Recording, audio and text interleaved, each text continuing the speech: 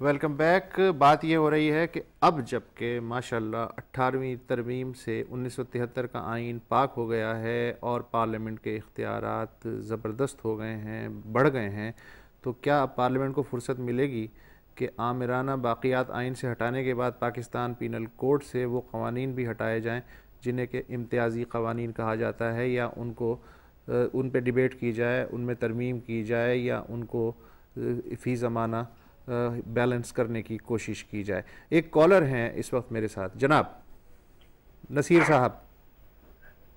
نصیر صاحب السلام علیکم۔ وعلیکم السلام۔ جناب یہ جو آپ نے پوائنٹ لیا ہے یہ بہت خوبصورت مضمون ہے۔ جی جی، میری بات سننے کی کوشش کریں۔ 3 نکات میں بتاؤں گا اس کو۔ پہلی چیز، مذہب اور دین میں فرق۔ مسلمان کا مذہب قرآن ہے، پہلے تورات، زبور اور انجیل بھی رہے۔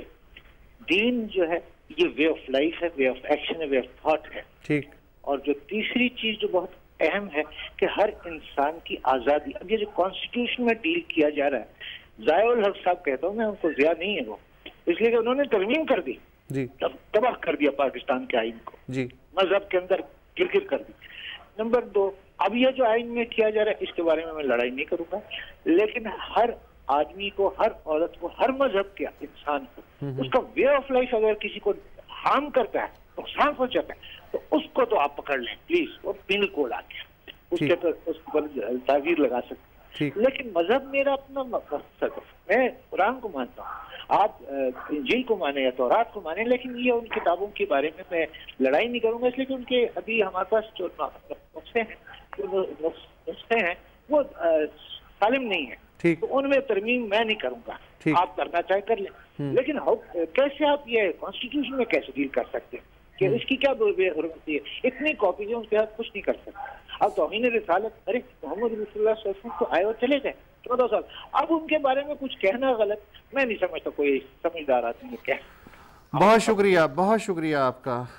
منصور رضا صاحب آپ لائن پہ موجود ہیں؟ جی۔ یہ جو آئین کے ابتدائی باب میں کہا گیا ہے، ایک تو یہ ہے کہ پاکستان کے 4 صوبے ہوں گے اور ایک صوبے کا نام بھی بدل گیا ہے۔ اس کے بعد کا جو ہے کلوز، اس میں کہا گیا ہے کہ پاکستان کے تمام شہری بلا مذہب و رنگ و نسل برابر کے حقوق رکھتے ہیں، لیکن جو پینل کوڈ کے قوانین ہیں ان کے ہوتے ہوئے کیا آپ کو لگتا ہے کہ عورتیں اور اقلیتیں بھی برابر کے حقوق رکھتے ہیں مسلمان مردوں کے؟ ڈکلیئر کر دینا تو ایک بات ہے، لیکن اسی کانسٹیٹیوشن میں یہ بھی لکھا گیا ہے کہ ہیڈ آف دا اسٹیٹ جو ہے وہ مسلم ہوگا۔ اس کا مطلب ہے کہ اقلیت کا کوئی آدمی صدر نہیں بن سکتا۔ جی، اور یہ بات ہے اسٹیٹ کے آؤٹ لک کی۔ دیکھیے وہ کہتے ہیں پاکستان ایک نظریاتی مملکت ہے، اس لیے ایسا ہے۔ نہیں، دیکھیے وہ کون سے نظریے کی بات ہو رہی ہے نا، پہلے تو یہ دیکھنا، اگر آپ 2 نیشن تھیوری کی بات کرتے ہیں تو 2 نیشن تھیوری تو ایک سلوگن تھا نا، تھیوری تو ہوتی ہے، ایکسپیریمنٹ پہ ہوتی ہے، اس کے پیچھے پورا ایک پیراڈائم ہوتا ہے، ٹھیک ہے، اب وہ اس میں کوئی حرج نہیں ہے کہ وہ ہو گیا کام، لیکن پرابلم تو آبجیکٹیو ریزولوشن سے شروع ہوا تھا نا، اور آبجیکٹیو ریزولوشن کو فارملائز کر دیا ضیاء الحق صاحب نے، اس میں ہیڈ آف دا اسٹیٹ نہیں ہو سکتا، اس سے پہلے 73 میں بھی کہی تھی یہ بات۔